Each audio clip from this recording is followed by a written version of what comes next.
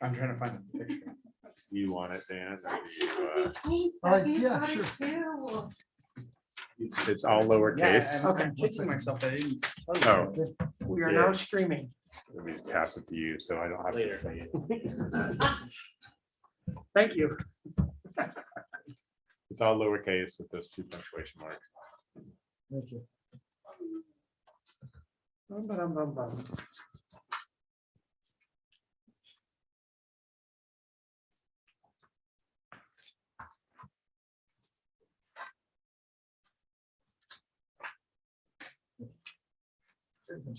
No.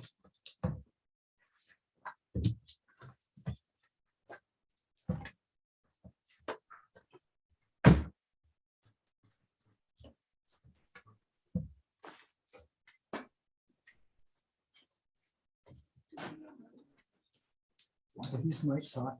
Yeah, they are. And we are streaming. Dan, how do you hear me? See, who's here? Yeah, we heard whoever that was. John, it was John Gagliardi.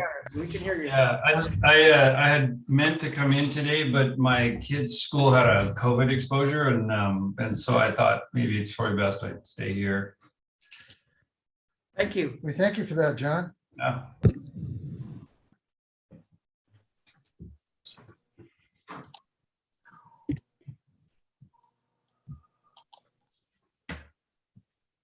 How many do we have out there? No, I can't see from here.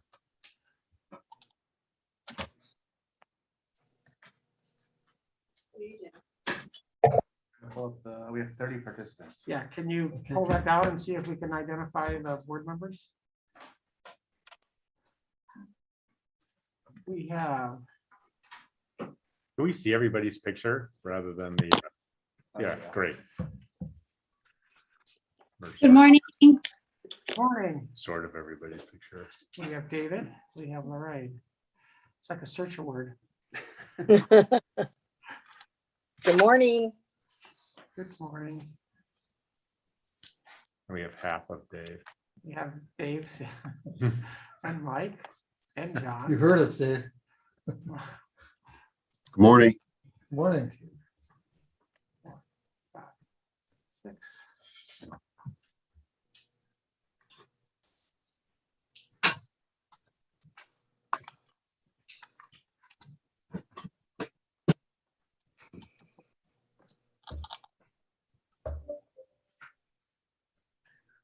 Well, let's get started.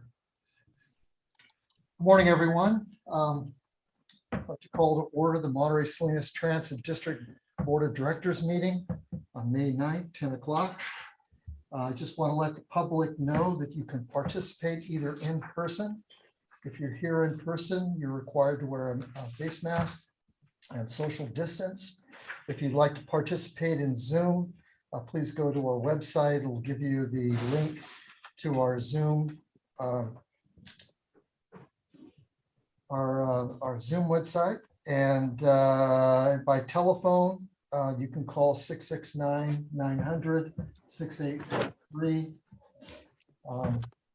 And I think that's about it. So if you'd like to participate, please use those means to do so. Okay, let's have roll call, Jeanette. Matt, you're on mute. Words I hope the. I always forget that. Sorry, guys. All right. City of Carmel by the Sea, Here. City of Delray Oaks, Here, City of Gonzales, Here. City of Greenfield, City of King City, Present. City of Marina, Here. City of Monterey, Here. City of Pacific Grove, Here. City of Salinas. I'll call again, City of Salinas, City of Sand City, Mayor Carbone, City of Seaside, Here. City of Soledad, Here. and County of Monterey. Here. Okay, you have a quorum, Chair. Thank you, Jeanette. I didn't hear, was Miracle Bowen here? Because I knew she was out of town for a meeting last week. Did she? I didn't hear her respond, Not here. not here. Okay, thank you very much. Okay, we'll have the Pledge of Allegiance.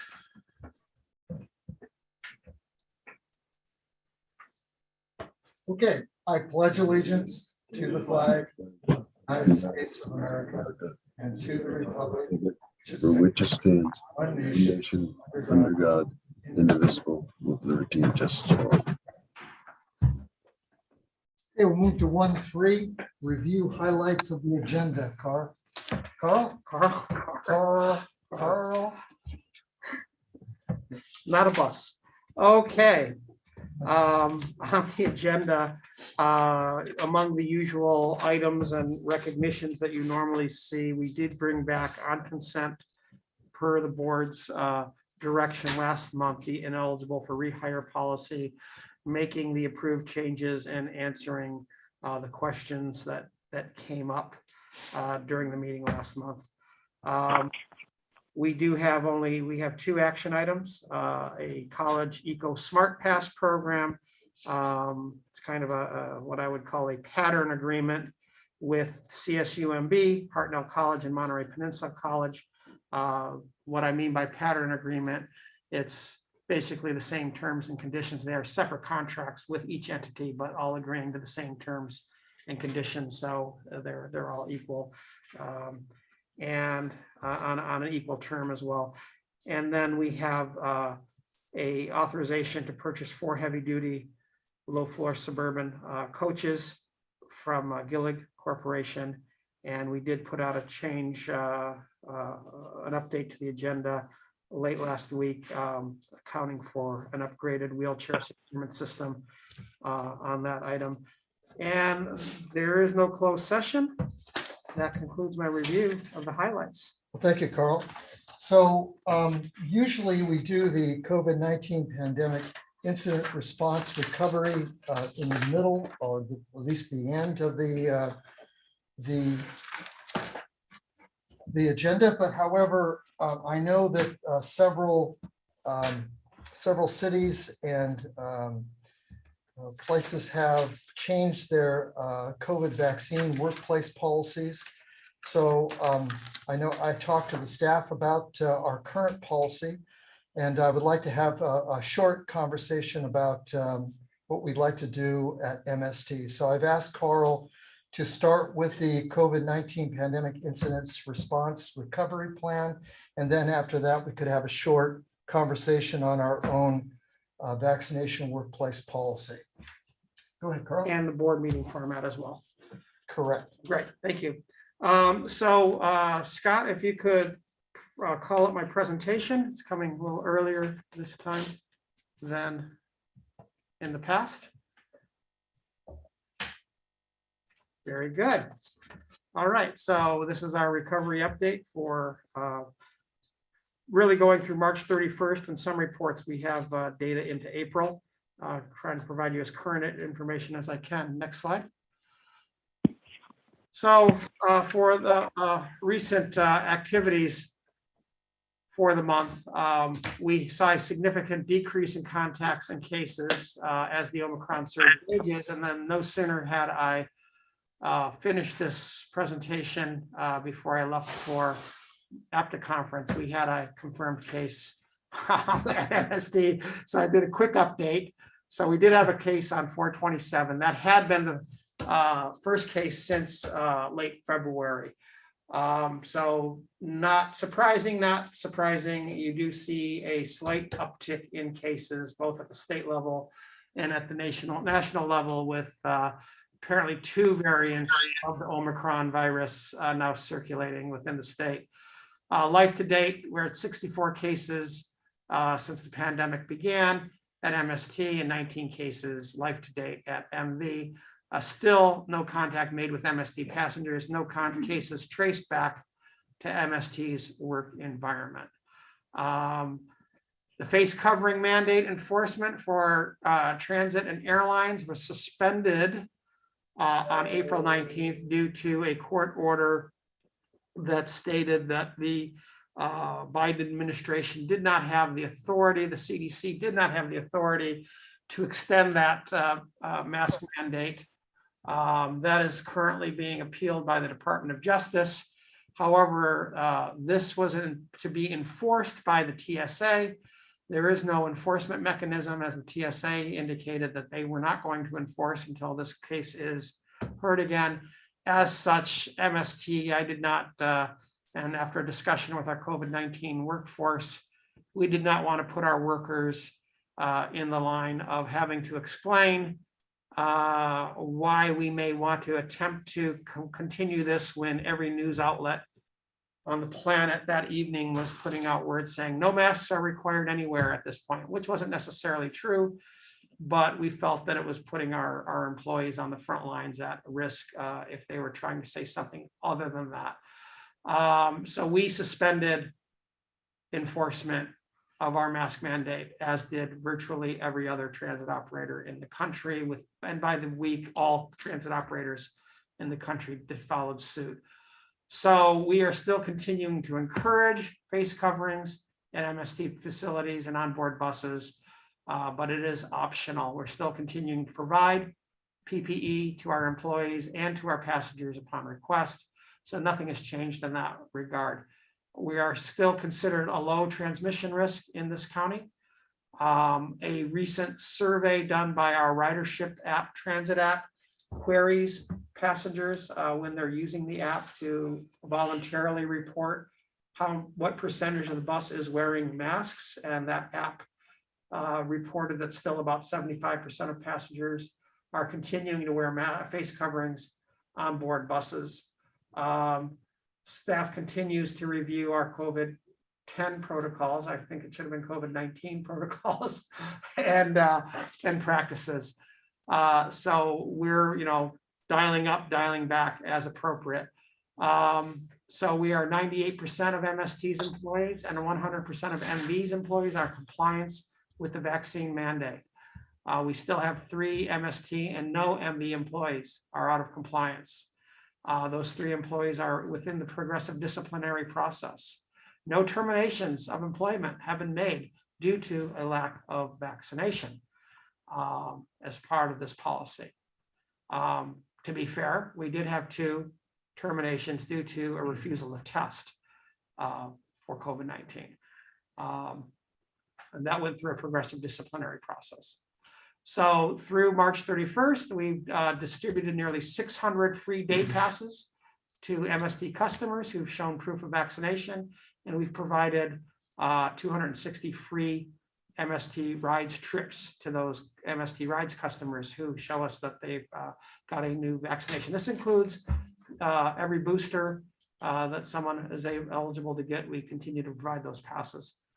The MST Rides program is experiencing its highest monthly ridership since the shelter-in-place order went into effect. We're still not at pre-COVID numbers. There was a period of about 2 weeks where things were in flux when we knew COVID was coming, but the shelter-in-place order did not come into effect.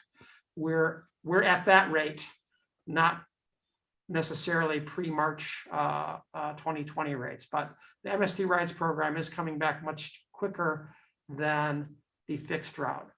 Also, I thought of note, I'd like you to know that MST drivers went 30 days, over 240,000 miles without an accident during this time, which is about equivalent to a trip to the moon. So we were celebrating their successes and provided some treats and other recognition to our drivers for that significant accomplishment.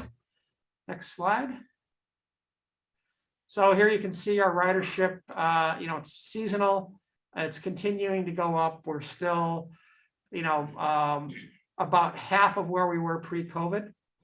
And it just, goes up and down with remarkable consistency almost on a week-to-week basis. It's really interesting. We didn't, prior to this, track our ridership weekly, but it's really interesting to see that almost on a week-to-week basis, you can track the ups and downs. We've been doing this for so long now.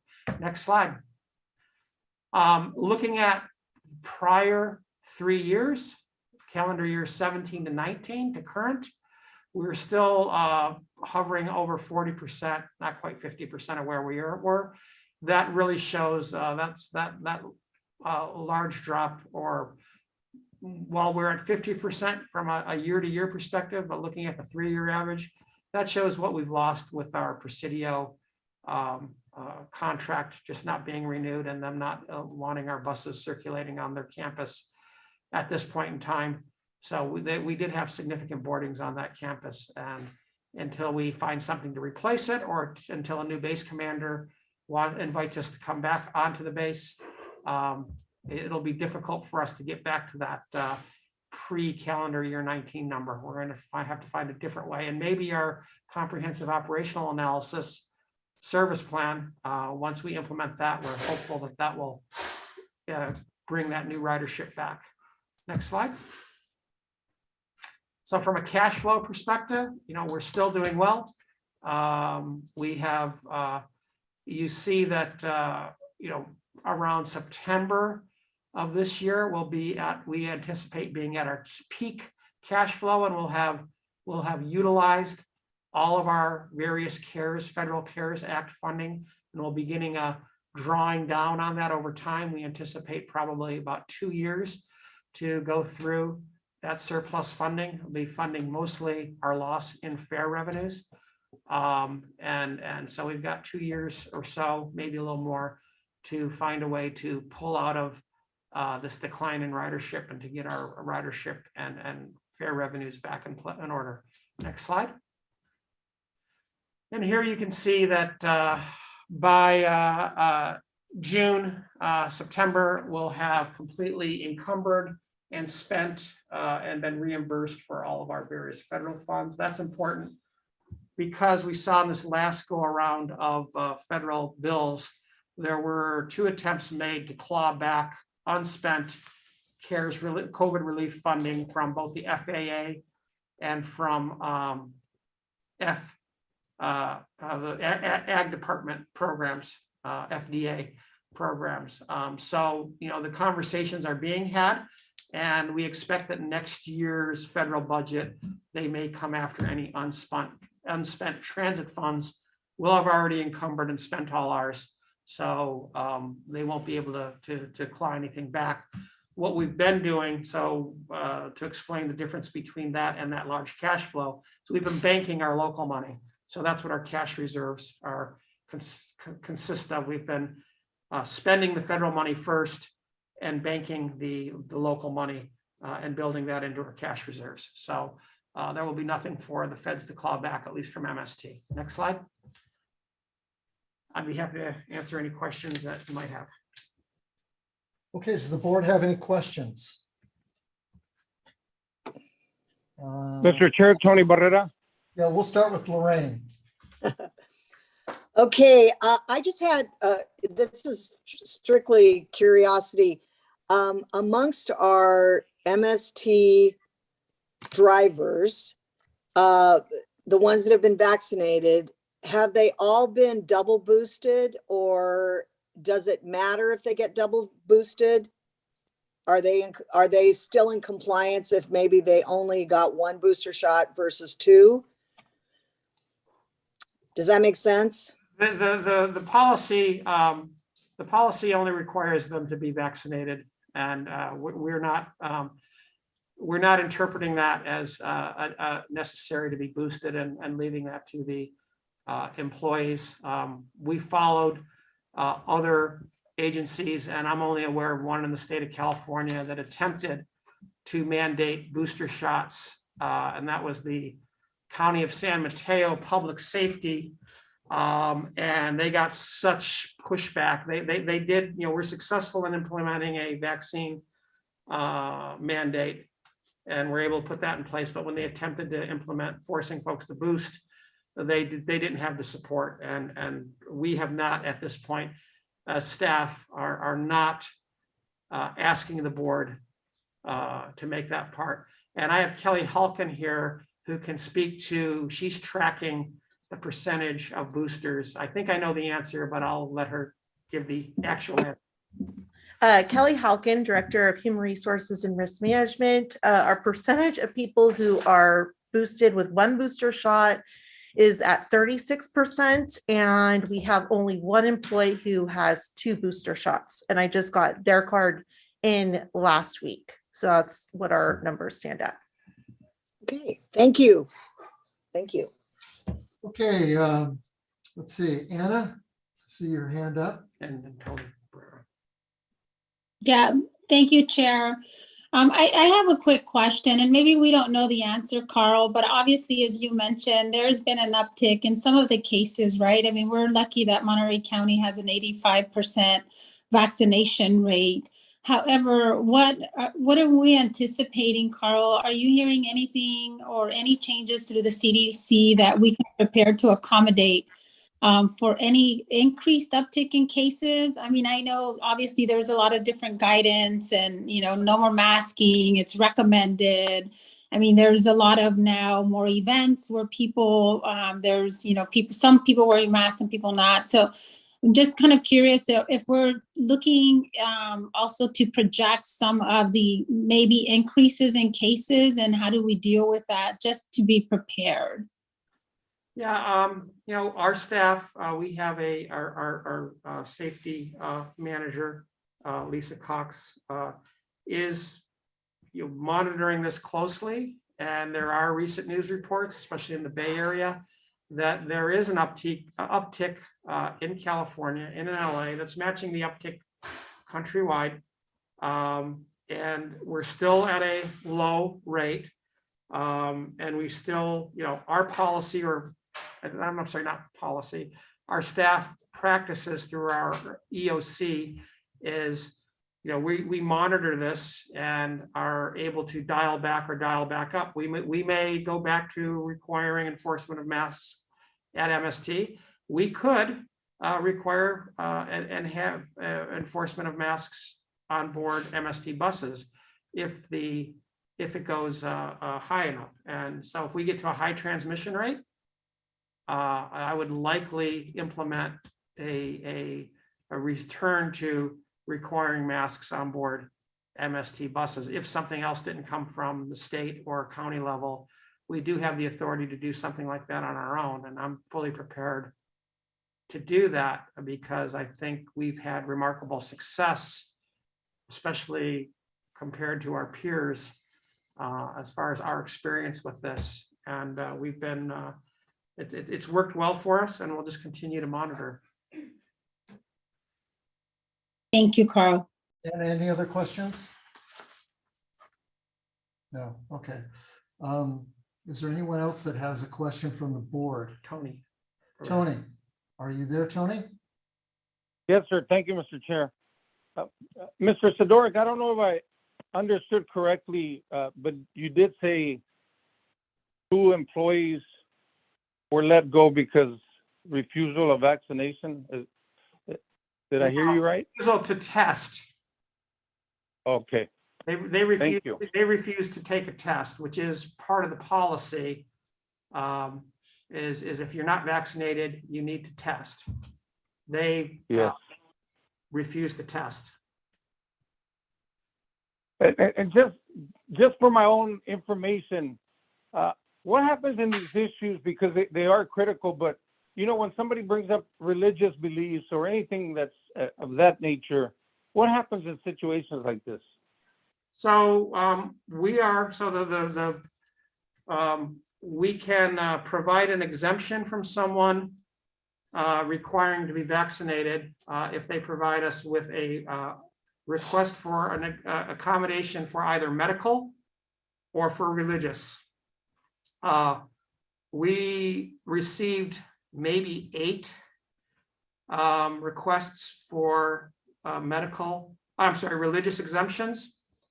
And then what we have to do is on a case-by-case basis, look at that position's essential functions and determine if the functions of the job require significant interaction with other MST employees customers, contractors, and if their lack of vaccination presents a health risk to those persons.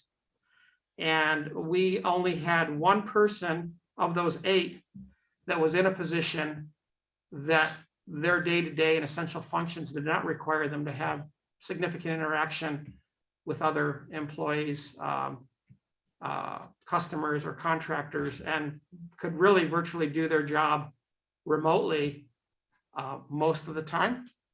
And so we did allow a religious accommodation in that one case. The other positions were not positions where we could offer those religious accommodations. So it's a case-by-case interactive basis that included our civil rights and compliance team, our legal counsel, our HR team, well, not so much our HR team, but myself, legal counsel, and our civil rights and compliance staff reviewed each and every case before a determination was made.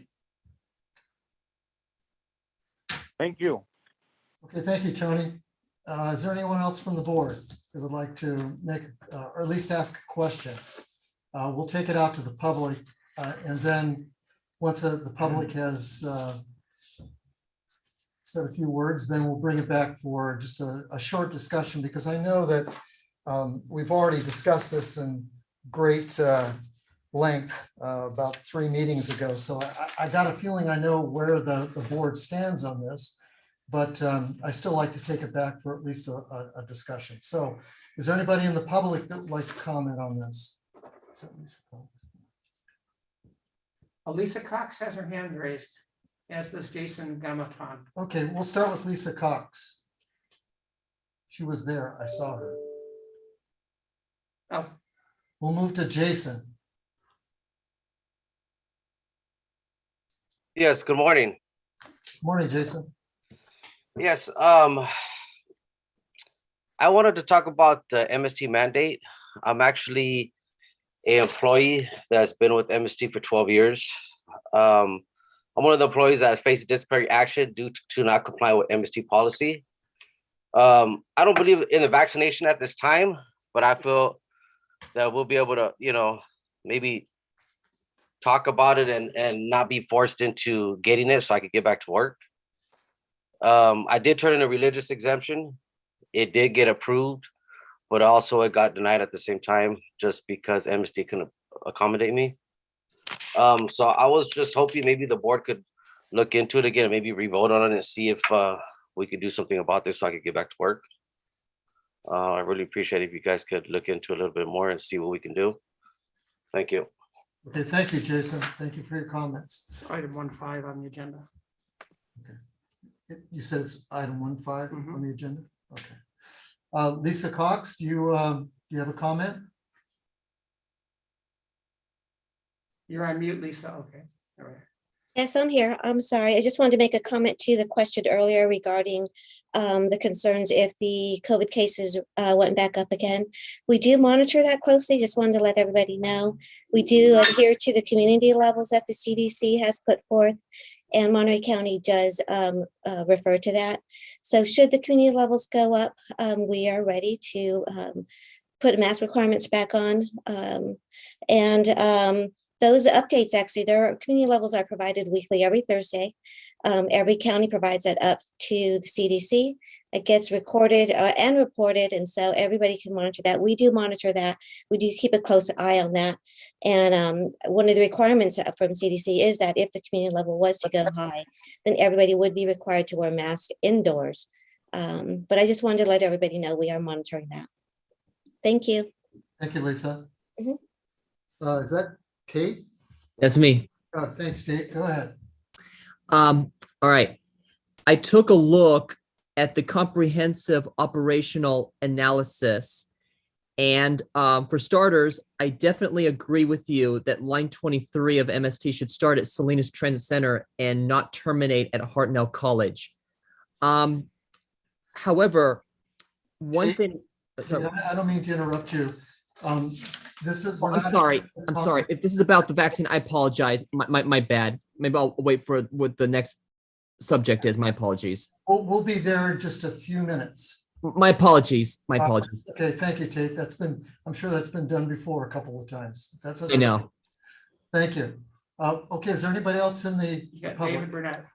Oh, I'm not. Sorry, you're not, you're Is with it- public. sorry. Is there anybody else in the public that would like to make a comment? Okay, I'm not seeing anyone. Jeanette, do you see anybody's hands up at all? I'm not seeing anyone. Okay, let's bring it back to the board for a quick discussion. We'll start with, I saw that Mayor LeBaire had his hand up, but it went down. So I'm going to move over to David. David? Thank you, Mr. Chair. Just a quick question. I think I know the answer. Does the, Mr. Sador, are you required to come back to the board before implementing any mask or any re-implementation of any procedures? I think you've already been authorized for that, right? Oh, So far, I don't know kind of what to do, except the thermistors. Okay. Okay, thank you, Noah. Go ahead, David. Was that the end of your question? Yes. Okay. Did you respond to that? I did. I said, no, I do not have to come back to the board for mandate for masks. on board the buses. Right, but that vaccinations, obviously. Vaccination, your board has a workplace policy. If I were to deviate from that, I would need to come back to the board for that. Okay, I want to remind. Okay, thank you. Oh, sorry, David, go ahead. No, I was just saying thank you for the reply. All right, thank you, David. So I want to remind the board on page 7, and I think the last paragraph, the staff does not recommend that it's prudent to rescind or modify the vaccination policy at this time. However, they do think that we could revisit the policy when the emergency orders are lifted and Cal OSHA COVID rules have rescinded or adjusted. So that's the recommendation of the staff. The next agenda item. We haven't opened this. We're still, as far as I know, we're still doing my update, right? No. No? No, I moved to 1. You did. I'm sorry. I'm so sorry. That's okay. Did I not move to 1.5? I'm not seeing anybody say no, so. Yeah, I remember moving 1.5. Okay. Chair, I do not remember Okay, that. Mike, you're up. actually. You're 0 for 2. I am. Okay, you're up, Mike. So, and so first, we are on 1.5 now, because I thought we were at 1.4. That's fine. You and the and Carl too. That's And okay. me. We have Me moved too. to 1.5. Okay. All right, thank you. Thank you. I'll let that start before I make any comments. Okay, so. All right, let's move to 1.5. How about Okay, that? thank you. Is everybody happy with that now? Yes. Okay. So. All right, go ahead. So on 1.5, I think you've jumped to the, you've led with the conclusion, which saves me a lot of time. In the report, you have the board report. The conclusion is that staff does not recommend revisiting or modifying the vaccination policy at this time, given the various emergency orders, including your own fiscal emergency order, federal orders, state orders, Cal OSHA orders, we're still operating under, and this policy conforms with all of those. We would rather wait to see those policies from the federal, state, local entities start to lift before we revisit this again. But it was asked to be brought back on this agenda per the board, so we're bringing it back at this time for you to consider. That concludes staff's presentation. Okay, does the board have any questions? Mayor LeBaire? Thank you, Chair. So I appreciate you bringing this back for review. It is concerning to me that I understand we're seeing an uptick in cases, but most of the health agencies are actually looking at what the hospitalizations, the ICU rates, and the death rates are, because the case rates, while we see an uptick, hospitalizations are extremely low. In fact, this past month, we've only probably average 7 people that are in hospital per week, not additional per week, but just in the hospital. I also am very concerned that MST has done a great job in the compliance of the employees, and we've got to thank them for that. But we're now down to 3 employees. And after all this time, it has to be considered a deeply held belief that for whatever reason they choose, that vaccination is not for them.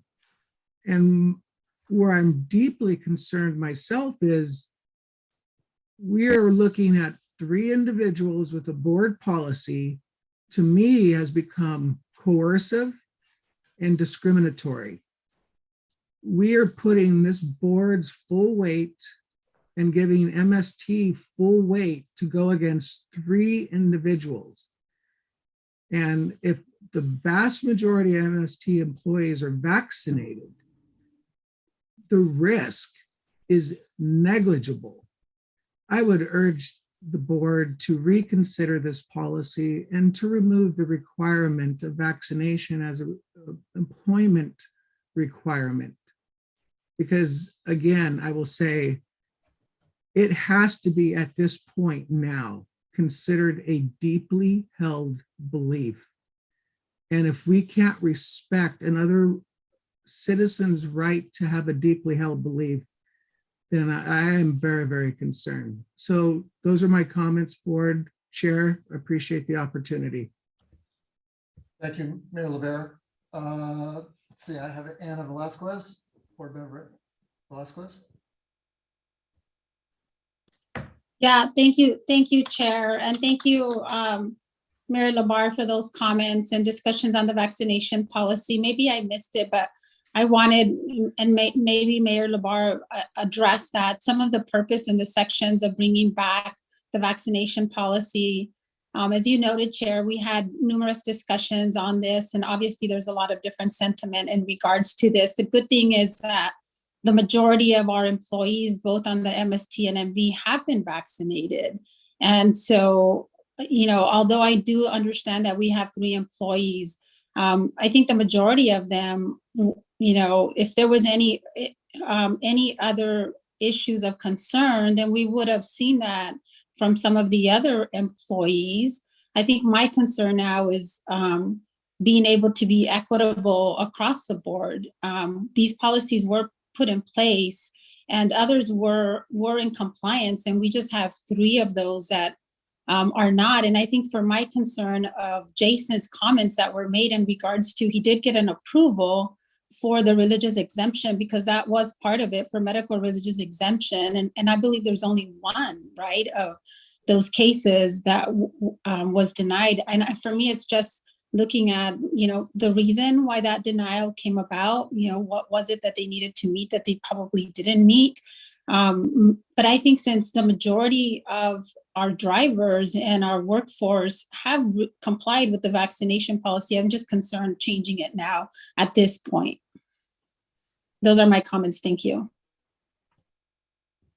I think Carl, you want to comment on that? Yeah, I think, you know, just to respond to Mayor LaBarre's comments and the question that Mayor Velasquez has brought up, we do not question anyone's sincerity or their religious beliefs.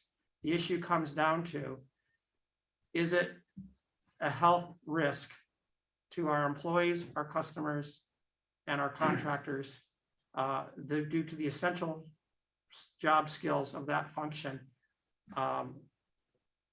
in order not to be vaccinated? So regardless of the religious held belief, we as an organization have the ability to require certain safety precautions as part of that job, and that's all we've implemented here. So to say that someone's religious accommodation request was approved and then not approved, that's not the case. We're not approving anyone's request for a sincerely held belief. If they told us that was a belief, we accepted that. It really came down to, can the job function be done safely without risk to coworkers, customers, and the contractors we work with on a day-to-day basis. And we found that one person who made a request for their position could. The other two that are out there could not. And that's just the nature of their jobs. Those persons are as new positions. If they want to stay with MST, there may be positions open that don't require that they could possibly apply for. There aren't many, I can say, but that is an option. It's really comes down to the job functions, and can the job function be done safely and without risk to the parties that I said earlier, customers, coworkers, and contractors. That is the basis of the decision on who needs to comply. And council, was I fair with that? Yeah, that's very accurate. Okay, so we were guided, through the whole process by council on every single one of these cases. Okay, do we have any more comments from the board? Okay, well then I'm just gonna go ahead. Chair, I did have my hand up again. Oh, I'm sorry. Yes, Mayor LeBaire. Then, and I understand that, Carl, I understand exactly all of that. Then what I would ask the board to consider is that if this practice remains in place, that no individual be fired because of it. Because we don't know what's going to happen in the next month, 2 months, 3 months, and 4 months. And as the gentleman spoke, he said he worked here for 12 years. So I would remove the firing portion of it. And that's something that I think we should all be able to agree on. Thank you, Chair. Thank you, Mayor LeBaire, but I have to ask the staff a question. If we make exceptions and we have one that is not vaccinated, and what do they do for the company? I mean, where are they, and what kind of, they can't come to work, right? The disciplinary process is part of our negotiated contract. I would be loath to open that up right now as we're just entering into contract negotiations. I'm not certain what sort of practice it would be. It would be extraordinary for the board to open up the contract for this one issue, to open up our progressive disciplinary process, because then, geez, we're not going to terminate for this, but what about for accidents? What about for driving with your cell phone? What about the workplace disciplinary? Progressive disciplinary process is controlled by our negotiated contract with our workforces. And I'm not, I'd have to come back. I'm not able to think of all the impacts in the moment, and could come back next month with an answer to that. Thank you. So I have a question. Sorry, I have a question about new employees. If we rescind the vaccination workplace policy, does that mean, I assume that means that all new employees do not have to show vaccination when they get hired, I assume. That would be correct. That's Kelly Halkin. Yeah, thank you, Kelly. Thank you. Okay, well, we are almost 41 minutes into this. And so I'm just gonna, I'm sorry, Anna, I see your hands up. Yeah, thank you, Chair. I just have my last question, and with that, Carl, so I just so you can be clear on this. A vaccination policy was approved as part of the MOU or the contracts that we have with our MST employees and MV. Can you clarify that or confirm that?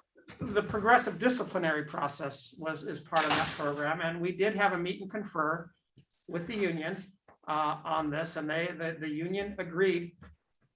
Go ahead. Hello, Kelly, please explain. I'm getting a head shake, so I'm Kelly Halkin, Director of Human Resources and Risk. Morning, Kelly.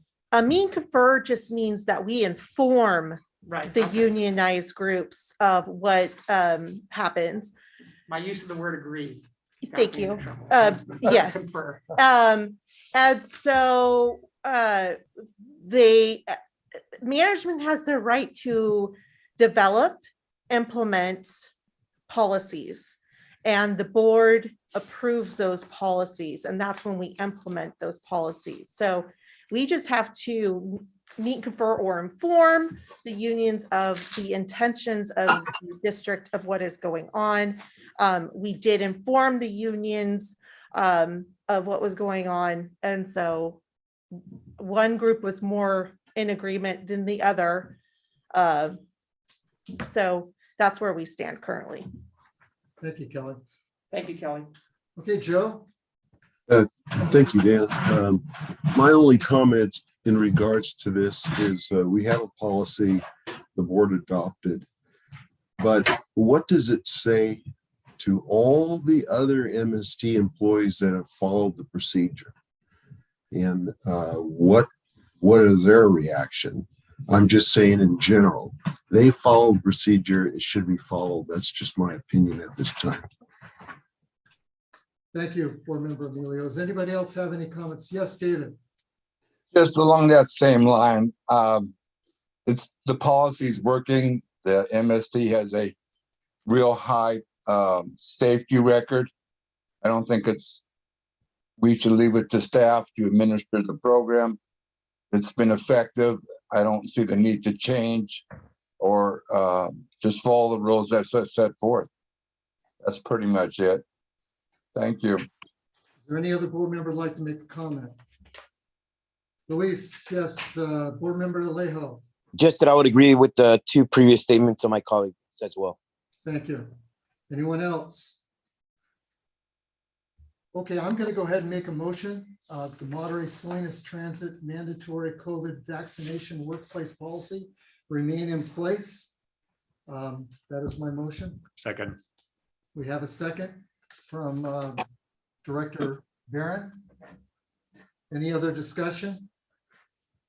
Okay, roll call vote, please.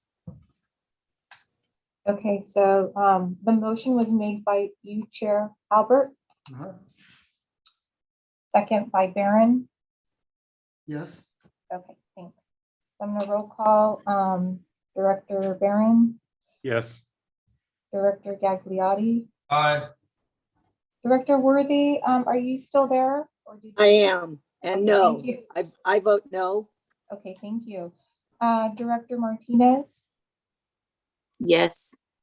Director Labar, Nay. Director Burnett, Yes.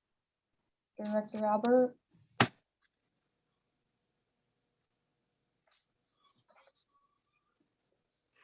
I'm guessing you say yes because you made the motion. Director Emilio, Yes. Yes. Director Barrera, Yes. and Director Carbone is still absent. Director Pacheco, Yes. Director Velasquez, Yes.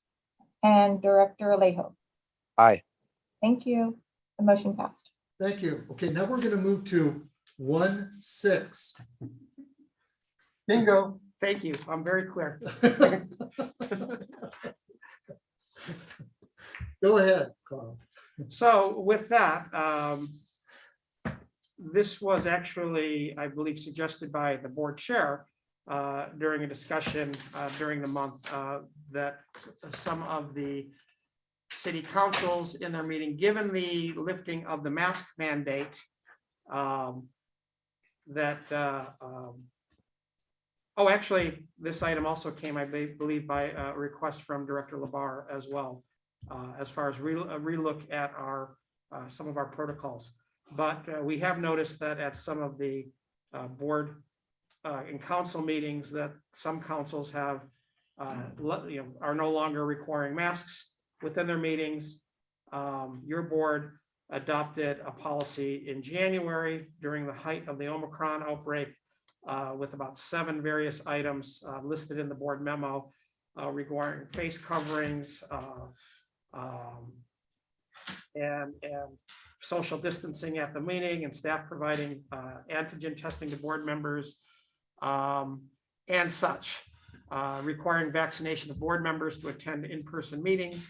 And so we thought, since we had the other item on the agenda, it might be a good time for your board to revisit this and direct staff to say if you would want any changes to this board policy regarding hybrid meetings and the rules for those who are in person.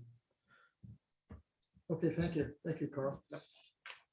So I'm just going to take a stab at this, that since board member Barron and Dan Albert are in the boardroom and no one else is, that we want to continue doing a hybrid meeting. I assume that people do not feel comfortable about coming to a board meeting quite yet. Am I pretty much in the right game plan there? Okay, let's see, board member Worthy, I think you have a question or a comment. My position on attending has really nothing to do with feeling unsafe. It's just that I don't want to have to go in there wearing a mask. You know, I'm obviously in the minority. We've talked about this in the past. I've expressed my opinion way back when.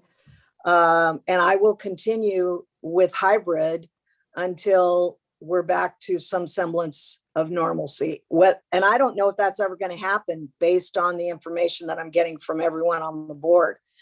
I'm okay with that, but that's my position. So that's all I have to say. Thank you. Thank you, board member Worthy. Board member LeBaire. Thank you, Chair. So I had written an email to Carl and David regarding my concerns about the vote that imposed the declaration of vaccination requirement by board members, and that I do not believe that the board had that authority. And before I get into that point, I just want to point out that while you focus on COVID and its case rates, there are other things going on that are health related. And specifically, California has one of the highest in the nation when it comes to tuberculosis. Oh, Jesus. TB. And someone knows the right way to say that, please say it for me. Right now, the last report in 2020 had 2021, the case rate is 4.4 per 100,000 for TB. Highly transmissionable, yet that one is not considered as a health concern. And for the past month, other than this last week where we saw the uptick, Monterey County has been in the 3.5, 4 range when it comes to transmission. But more importantly, the reason I do not believe that the board had the authority to impose the disclosure if you're vaccinated or not, it goes back to Government Code, Title 5, Division 2, Part 1, Chapter 9, meetings. And in that, this is talking about members of the public. A member of the public shall not be required as a condition to the attendance at a meeting of a legislative body of a local agency to register his or her name, to provide other information, to complete a questionnaire, or otherwise to fulfill any condition precedent to his or her attendance. It further continues, it says, completion of the document is voluntary, and that all persons may attend the meeting regardless of whether a person signs, registers, or completes the document. We are representatives of the people, and to deny a board member without filling out a questionnaire or a document the ability to attend the meeting in any manner, because it does state that, is the same as denying the public their voice. And so I do not agree that the vaccination portion was under the jurisdiction of this board, that should be removed. I agree about the masks. I would be attending the meetings right now in person if it wasn't for these requirements, where many of our cities are not requiring masks in their meetings.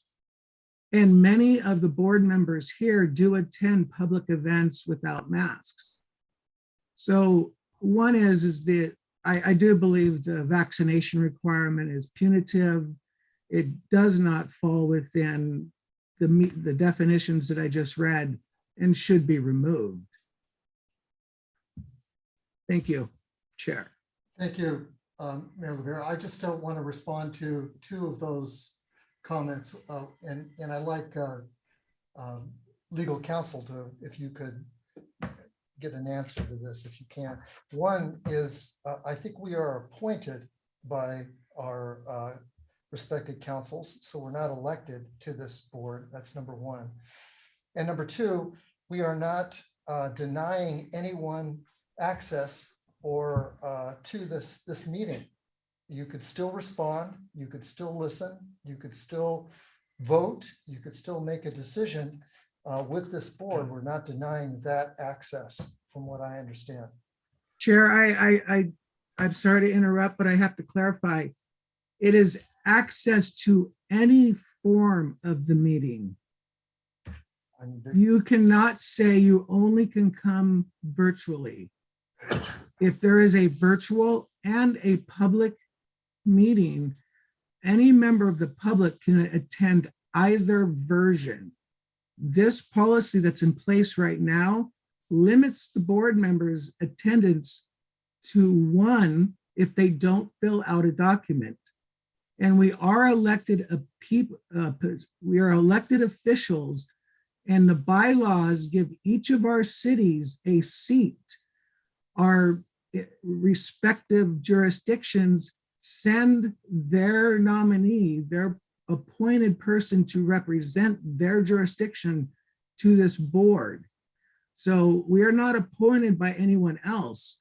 We have these seats for our cities and county. So there is a difference there. And you would be denying the people of their respective jurisdictions their ability to have their member that they said is going to represent them on this board to attend whatever version of the meeting that is available. You cannot limit that. I'm sorry, but you just cannot. You want to go pure virtual, that's fine, but you have a public meeting. Any member of the public can be there. You do not have to sign any document to attend that meeting. So they don't have to say if they're vaccinated or not to attend the meeting. But this requirement goes above and beyond that. And that's why I do not believe we have the authority to impose that. Thank you for the indulgence, Chair. All right, thank you very much, Board Member LeBaire. Did you want to comment on that? Yes, thank you, Chair. In response to your questions, you are correct. Each board member is appointed. They're appointed by their participating agencies, and if they are unable to attend, either by choice or by regulation, the participating agency has the choice to send an alternate.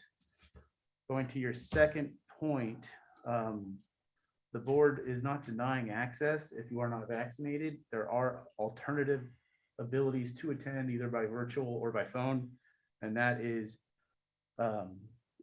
has been understood to be the common course of action right now, and there's been no case law to say differently at this time. All right, thank you. Okay, I think it's Board Member Gagliotti. Yeah, I just want to, I share much of the sentiment of Mayor LeBar and Director Worthy's. I think just pointing out the inconsistencies, the application of COVID protocols throughout the state, throughout really the country. And it becomes very, very acute in a lot of these public meetings. But with that said, I think we're in a very unique transitional kind of time where I think that for emergency reasons, there was a lot of government overreach for the sake of safety. And now we're trying to kind of unwind some of that overreach. And we're getting somewhat twisted into into pretzels, policy pretzels. Again, with all of that said, those are just more kind of my own personal sentiments. With regard to this, having maintaining this hybrid, this hybrid condition, I think I'm going to support it. I think that we should keep it for really kind of everyone's sentiment. Today I had every intention of showing up. I'll be full disclosure, I'm double vaccinated and double boosted. And but my son had an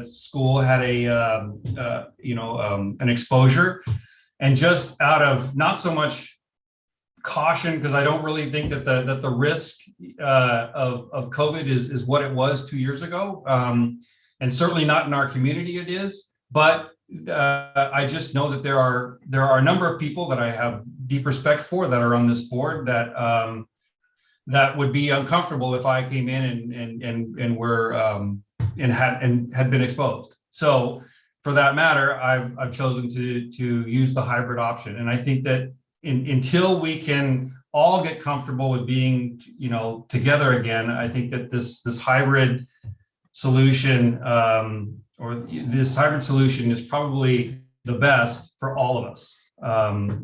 Depending upon, regardless of where we stand on kind of where the policies are and what our agreement is for the policy. So I'm going to be supporting keeping the hybrid format. Thank you, John. Board Member Velasquez. Yeah, thank you, Chair. I just have a couple of comments on my end in regards to that. I know we've dealt with this. Obviously, many of our councils are looking at what do we do next, and the sentiments are all across the board. Some people want to come back hybrid, some still don't feel safe. I think what we're governed under, especially under the Brown Act and the changes under AB 361 for the teleconferencing, was really specific in terms of the COVID-19 pandemic, and really specific in terms of imminent risk and health and safety to our community. And we went through that discussion here on the board in terms of what is imminent risk and imminent health and safety to that means, right?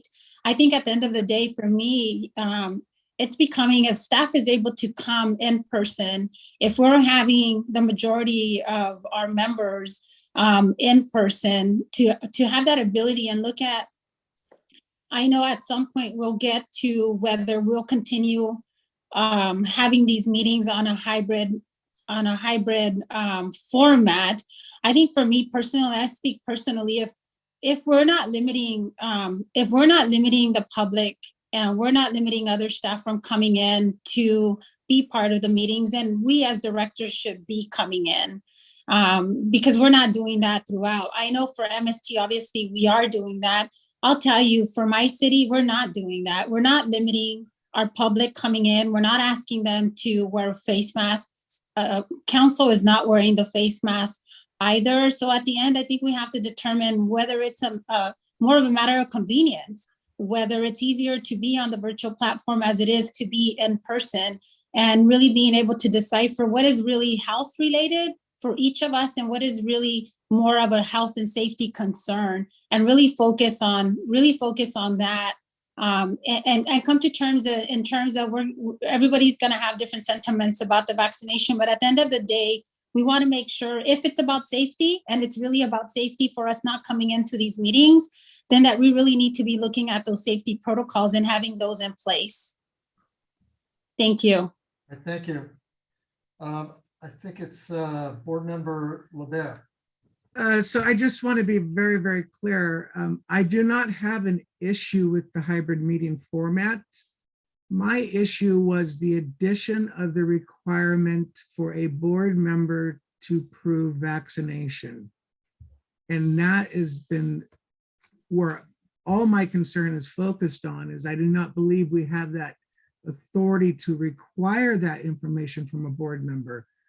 The hybrid format, that is not a concern of mine. I agree about the mask. I think that's something that we can work through. I think it should be removed.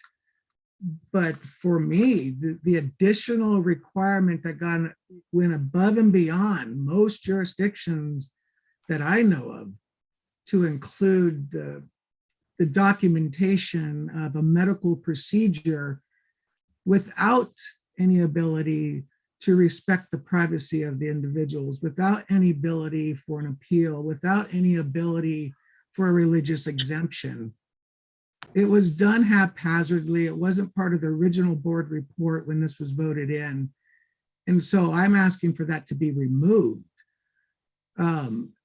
So I want that to be very, very clear. I'm not opposed to the hybrid format. And I do believe that most jurisdictions are deciding whether they want masks or not. And maybe that's not appropriate at this time because there's still differences there. But the vaccine, that is where I personally is talking about, where you're asking for a requirement that goes above and beyond what we're asking for a member of the public who can join the meeting right now.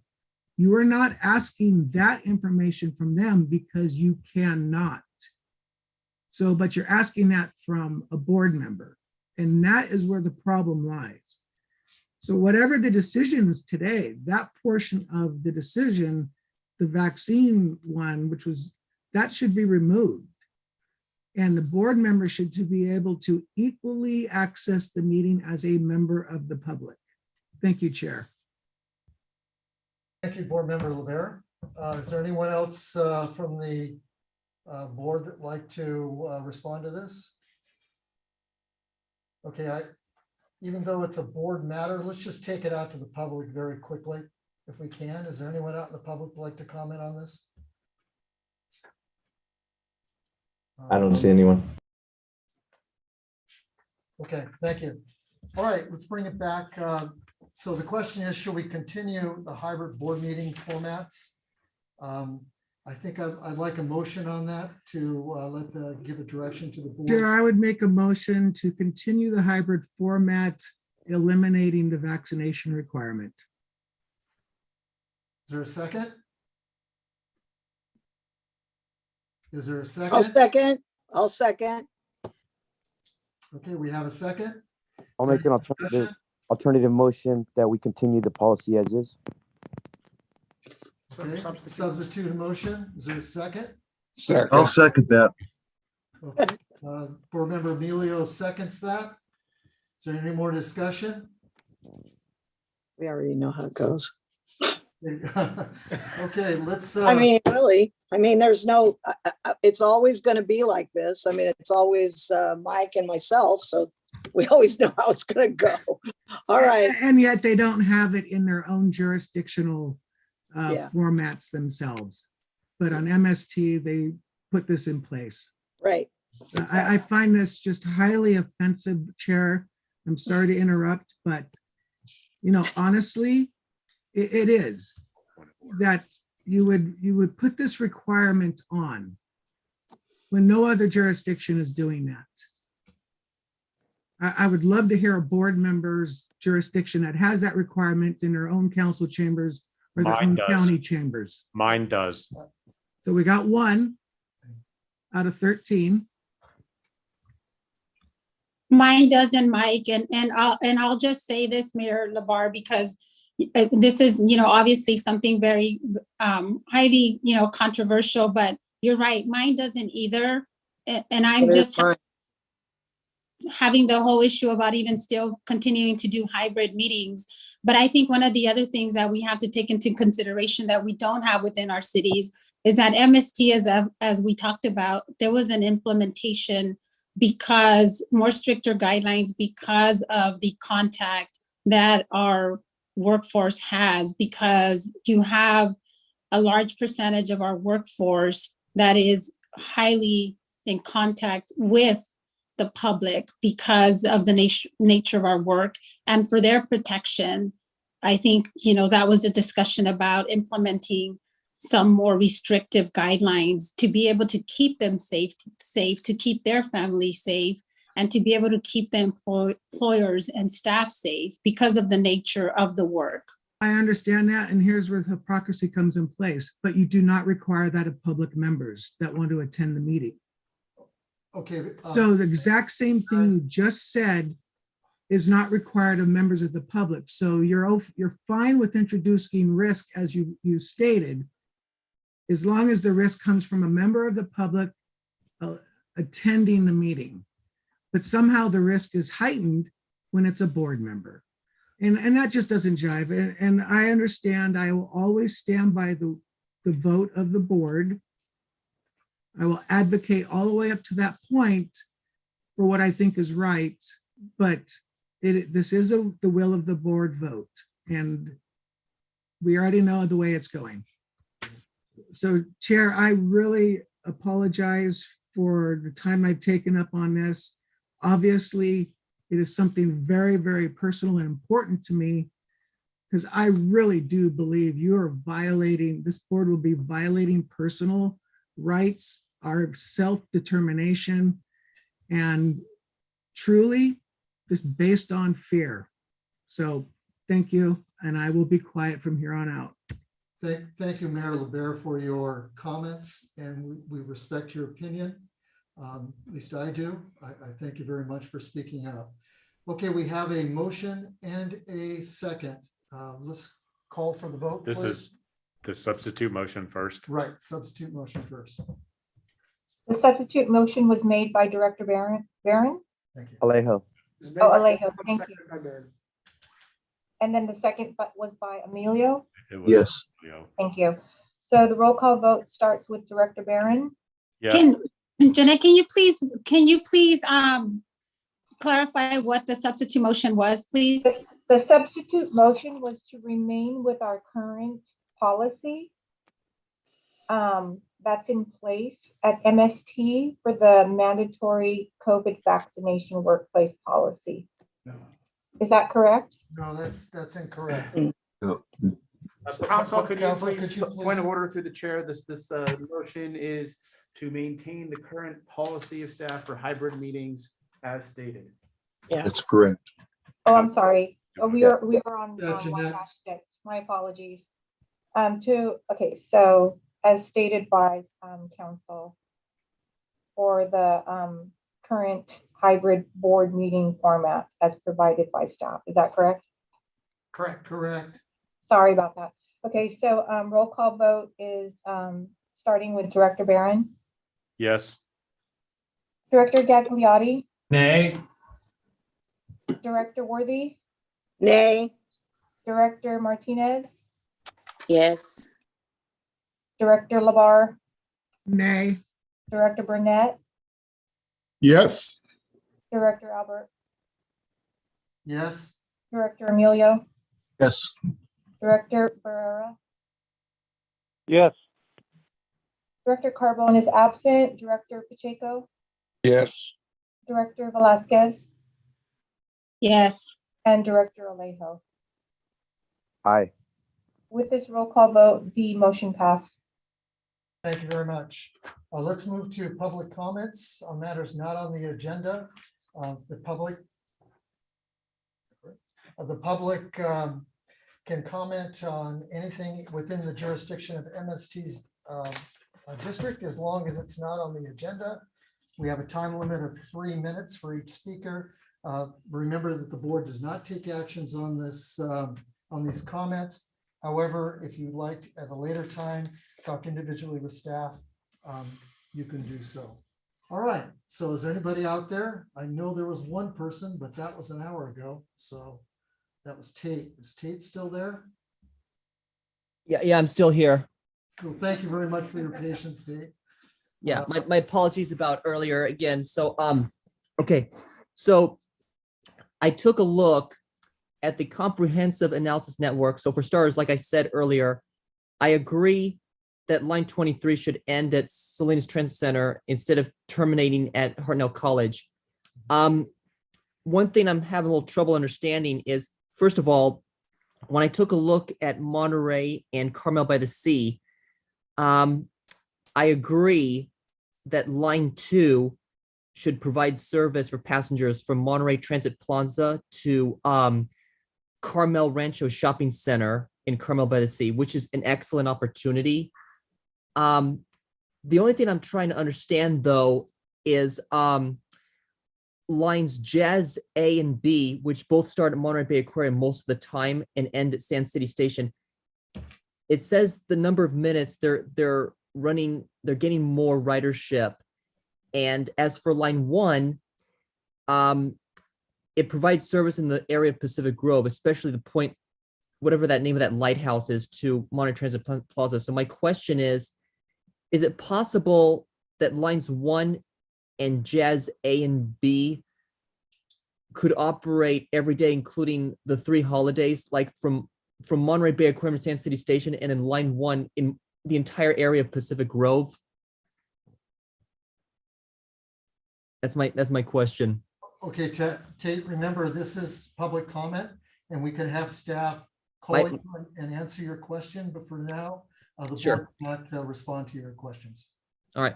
And then this is my last comment. I came up with an idea in case line 86 gets reinstated that go the same direction that line 84 goes through in Keene City by ending at the intersection of Broadway and 2nd Street instead of Meade Memorial Hospital, which is the same way that line 23 and 84 do. That's all I have. All right, thank you, Tate, for your comments. I'm sure that the staff will be in touch with you to discuss at least your questions. Thank you. Of course. Okay, is there anyone else in the public that would like to make a comment? Okay, seeing none, we'll close public comments and move to consent agenda. These items are approved in a single motion. Anyone may request an item to be discussed, polled to be discussed, or considered separately. Is there anyone from the board that would like to poll or discuss an item or ask a question? Where the board go? There we go. Okay, I'm not seeing any questions from the board.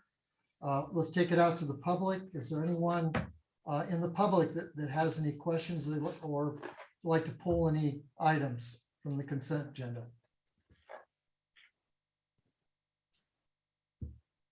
Okay, I'm not seeing any, so I'll bring it back to the board. I make a motion, Chair, to approve consent agenda item 3-1 to 3-9. Second. Okay, we have a motion from Director Velasquez, and was that Director Emilio? Who was the Yes. second? Okay. Okay, any more questions or any more discussion? Okay, can we have a roll call vote, please? Hey, Director Barron, Yes. Director Gagliotti,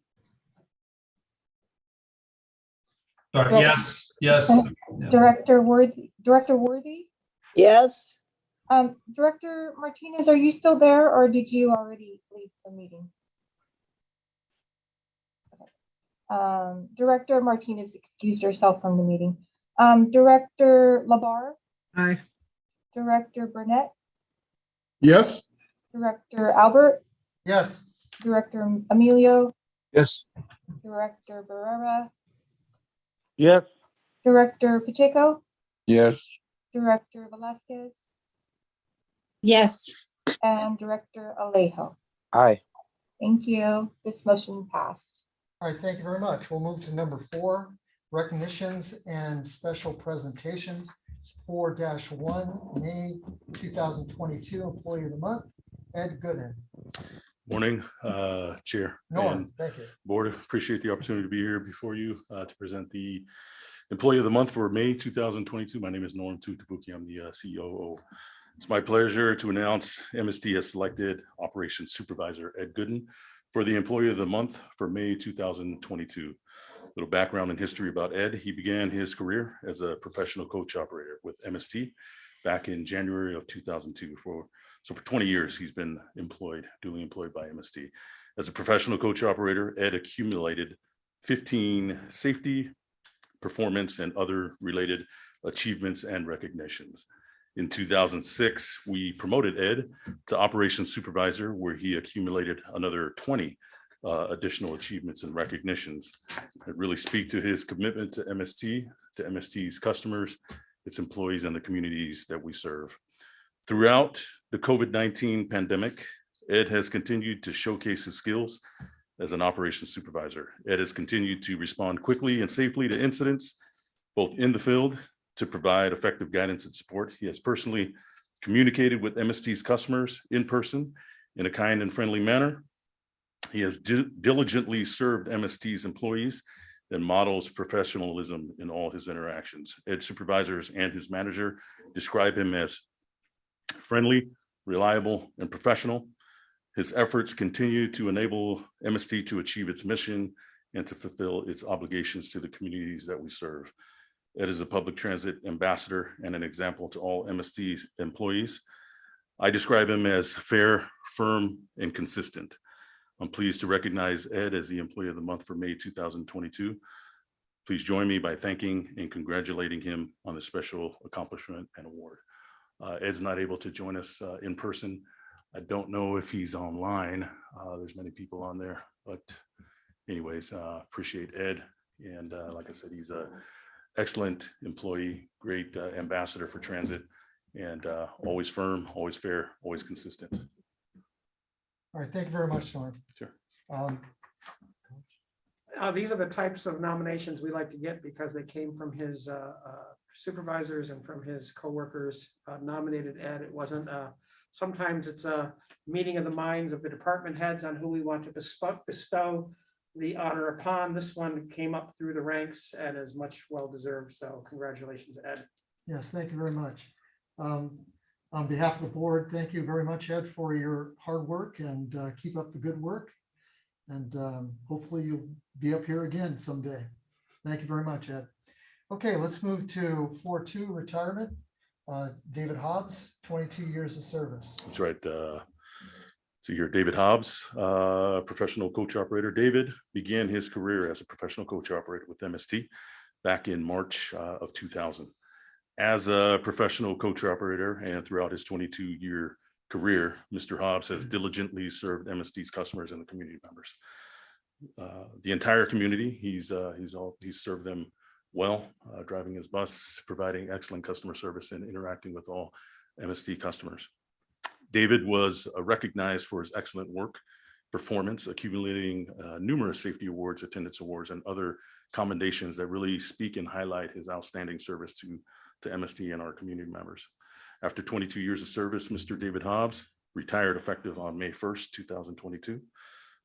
Please join me in congratulating Mr. Hobbs for his outstanding support and service to MST and his customers.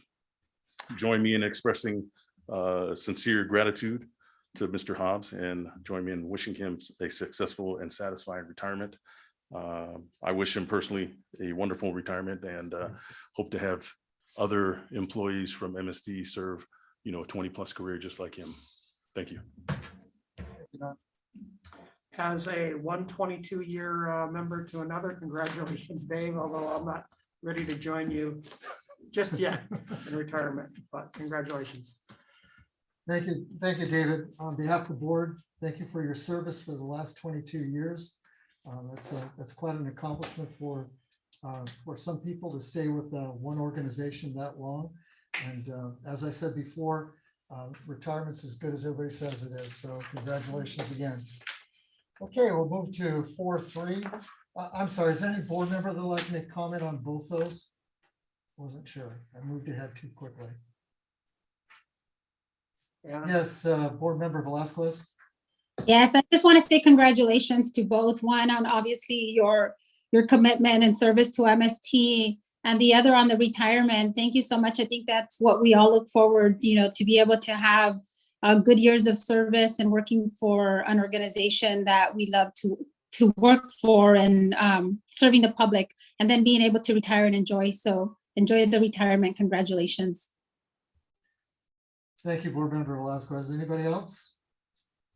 Okay, seeing none, we'll move to 4.3, 25-year service, Kathleen Russell.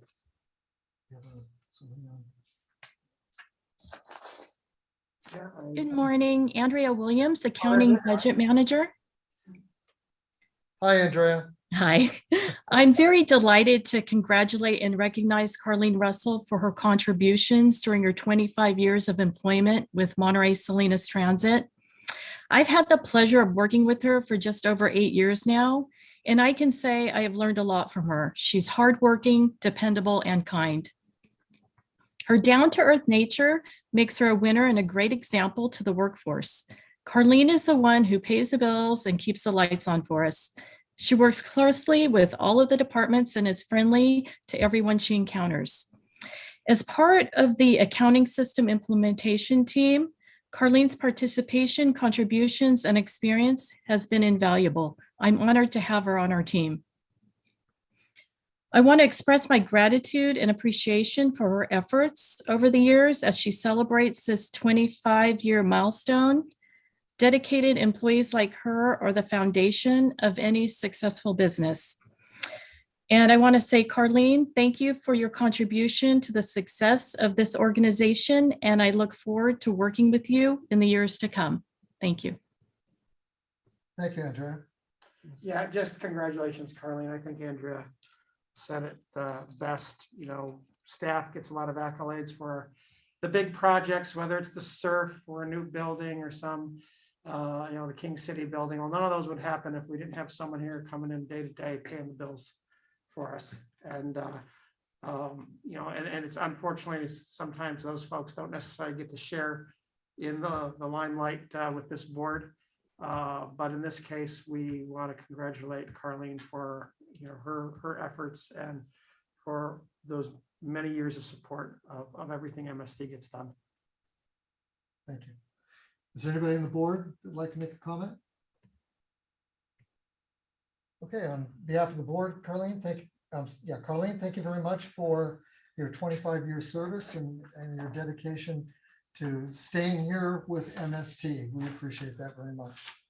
Okay, let's move to public hearings, please. No public hearings. Move to action item 6.1, approve college Ecosmart PASS program 2022 to 2027. Authorize the general manager to execute contracts with the state, California State University, Monterey Bay, Hartnell College, Monterey Peninsula College, in the annual range of $125,000 to $255,255. Michelle. Good morning, board members. Michelle Overmeyer, Director of Planning and Innovation. The College Ecosmart PASS Program staff report begins on page 51 of your agenda package. MST currently offers free fares to passengers with a valid college student ID. My staff report and the supporting attachments provide an overview of the partnerships that MST has with CSUMB, Hartnell, and MPC. So I'm not going to go into those details this morning. I do want to highlight that the terms of each program varied by school, and some were dependent on grants that are no longer available. Current contracts with the 3 schools end this spring, and staff wants to develop a consistent program that can be applied across all 3 schools. I've met with representatives from each of the 3 schools several times since January to reevaluate the programs and develop something that's consistent and can be applied equally among the colleges, given their declining enrollment and their budget limitations. Through an iterative process, we collectively developed the structure that's shown on page 53 of your agenda. The College Ecosmart PASS program identifies a set floor and a ceiling per semester. Each school will have a floor as a starting point, and then they're billed a set rate for actual fixed route and rides boardings until the semester ceiling is reached. The floor and ceiling were informed by fall 2021 actual college student boardings and spring 2022 college enrollment levels. The floor and ceiling will increase 5% each year. The program is set to cover 3 years with an additional 2 years as add-on options. Staff estimates that the College Ecosmart PASS program will generate between $125,000 to $255,000 annually in revenue for MST. So I'd like to go on record saying thank you to our partners. There were several working group meetings since January. So Matt McClooney with CSUMB, Augustine Navarez with Hartnell, and Julie Osborne with Monterey Peninsula College. So at this time, staff recommends that your board approve the College Ecosmart Pass Program 2022 to 2027 and authorize the general manager, CEO to enter into contracts with interested schools consistent with the funding ranges identified in attachment A on page 53. Thank you. Michelle, is there anybody from the board that would like to ask a question first? Any questions? I think that's Board Member Gagliotti. Do you have your hand up? Yeah, I do. And I just have a question on why is it only limited to, I guess, post high school? Do we have different things for primary and high school programs? This one is focused on the higher education. We Higher do education. have a discounted program in place for 12th grade and below. And Okay. we have those partnerships going on with the school districts throughout the county. Okay, all right. Thank you. That was my only question. Board Member Burnett, was that your question also?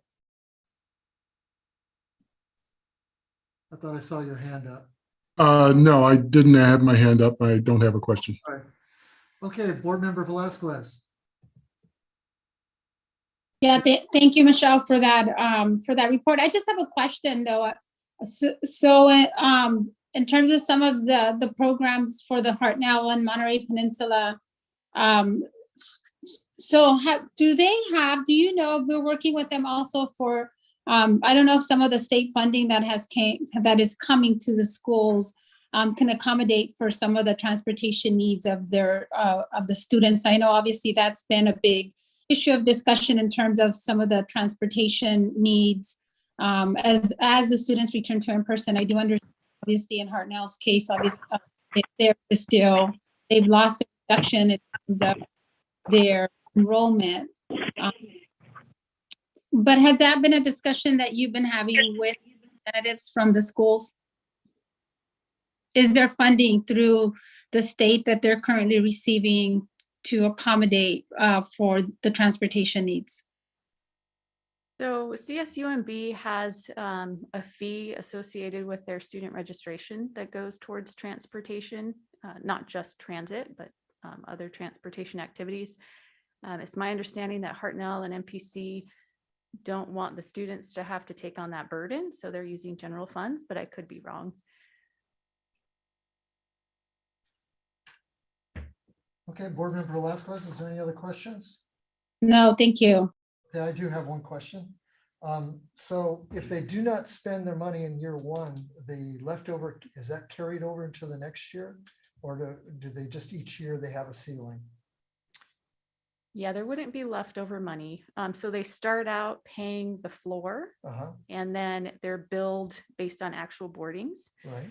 And then once they hit the cap, then they're done paying for the semester. Well, what I mean is that if they don't have the amount of riders they thought, and they have pay less than, does that carry over to the next, that amount carry over to the next semester? Or is it just a max and that's just the way it is?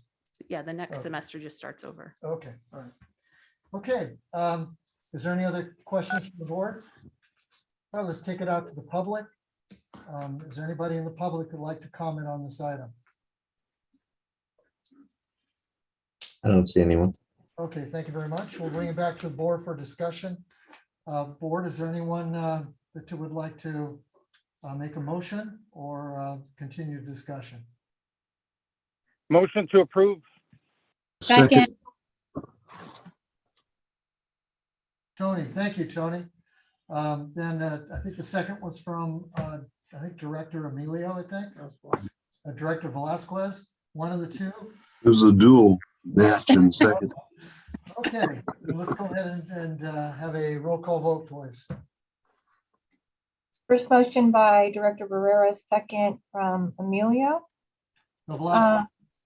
Okay, and then I'll do roll call. Director Barron, Yes. Director Gagliotti, Yes. Director Martinez. Oh, I'm sorry, Director Martinez left, and Director Worthy, Yes. Director Labar, Aye. Director Burnett, Yes. Director Albert, Yes. Director Emilio, Yes. Director Barrera, Yes. Director Pacheco, Yes. Director Velasquez, Yes. and Director Alejo. Aye. Thank you. The motion had passed. All right, thank you very much. So we'll move to 6.2. That's to authorize the general manager, CEO, to purchase 4 heavy-duty suburban low-floor coaches from Gillick LLC of California in the amount not to exceed, and I think board members, it was amended. At first, it was one number, but now it's $2,845,560. That's correct. Yeah. Norman Tuitavuki, Chief Operating Officer. I'd like to direct your attention to page number 61 of your board packet, agenda item 6-2. MST currently operates a fleet of approximately 82 heavy-duty transit coaches. I don't want to bore you with all the details about why we need to replace coaches, but when the opportunity presents itself to replace buses, we need to strike while the iron is hot. With that said, the recommendation before you is to authorize the general manager, CEO, to purchase 4 heavy-duty suburban low-floor coaches from Gillig LLC of California in an amount not to exceed $2,845,560. Available to answer any questions. Thank you, Norm. Is there anybody from the board that'd like to ask a question on this item? Okay, seeing none, let's take it out to the public. Is there anyone in the public that'd like to make a comment on buying some buses, coaches? See anybody out there? Scott? I do not. Okay, thank you very much. Bring it back for a motion. Make a motion to approve. I'll second. Emilio, thank you, board member Worthy. Okay, so no other discussion. Roll call vote, please. Okay, first motion made by Director Emilio, second by Worthy. Roll call vote, Director Barron, Yes. Director Gagliotti, Yes. Director Worthy, Yes. Director Labar, Aye. Director Burnett, Yes. Director Albert, Yes. Director Emilio, Yes. Director Barrera, Yes. Director Pacheco, Yes. Director Velasquez, Yes. and Director Alejo. Aye. Thank you. The motion passed. Thank you. Thank you. Let's move to reports and information items, 7.1 through 5. They're in your packet. Does anybody have any questions for the general manager on these reports? Okay, seeing none, we'll move to board reports, comments, and referrals. We'll start with reports on meetings attended by board members at MST cost. Is there anyone out there? Board members that have attended any meetings? Didn't think so. Number 2, board member comments and announcements. Is there anyone from the board like to make a comment or announcement? Okay, seeing none. Board member referrals for future agenda items. Anyone have a future agenda item they'd like to place on the board? Okay, seeing none. We'll move to closed session. There is no closed session, so we're ready to adjourn. Next scheduled meeting is on June 13th, 2022 at 10 a.m. I adjourn this meeting at 11:36. Thanks all for coming. Thank you very much. Thank you. All right.